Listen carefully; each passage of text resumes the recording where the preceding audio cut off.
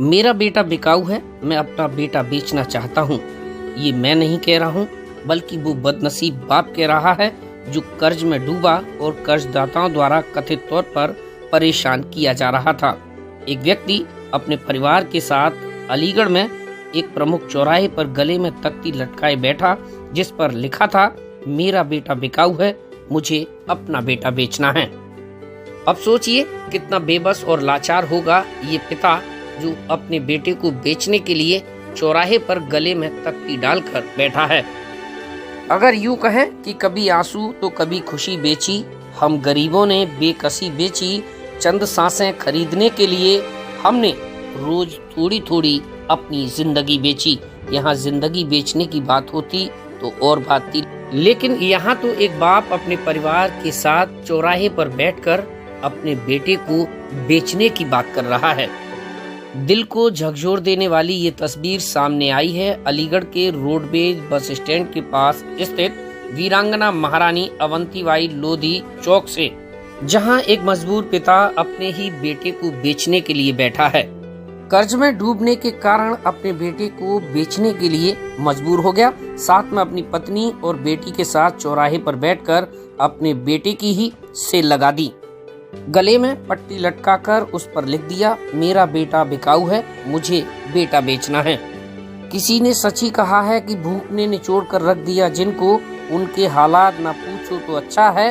मजबूरी में जिनकी इज्जत भी दाव पर लगी हो, क्या लाए सौगात ये न पूछो तो अच्छा है। अब हम आपको दिखाएंगे कि अपनी बेबसी और लाचारी पर आंसू बहाते हुए उस पिता ने क्या कहा।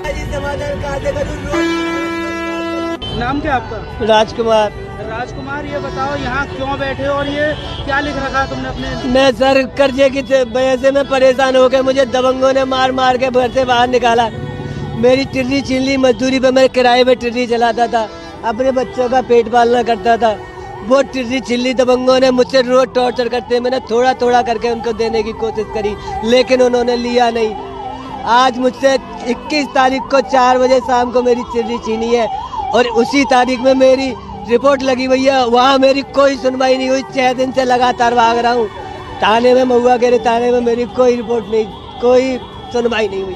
सुनवाई नहीं हुई तो फिर क्या करना चाह रहे हो? अब मैं करना चाह रहा हूँ सर, मैं अपने बेटे को बेचना चाह रहा हूँ। क्या करूँ, मजबूरन मुझसे अच्छा रखेगा कोई, कम से कम अपनी बेटियों का पेट पालना तो कर दूंगा। कितना बड़ा बेटा है आपका? बेटा है ये रहा मेरा बेटा, 11 साल का तकरीबन।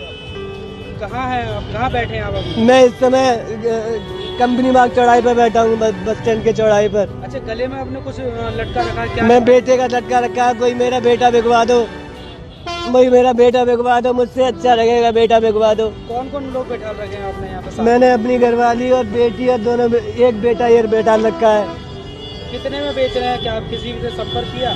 मैंने अभी किसी से संपर्क नहीं किया। मैं कम से कम 6 लाख या 7 लाख में बेचना चाहता हूँ। कर्ज कितना आपके ऊपर? कर्ज है मेरे पर इतना ही, लगभग इतना ही कर्जा है मेरे पर।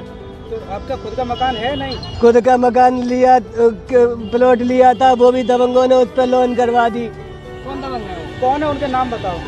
सर उनका उसका नाम है, क्या नाम है वो,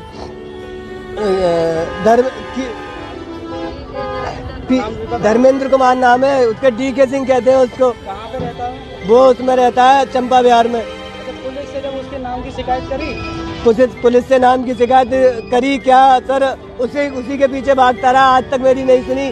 आज पुलिस में गया तो पुलिस ने भी शिकायत नहीं सुनी, मेरी टिर्री छीन ली और कर्जा है वो भी कर लिया।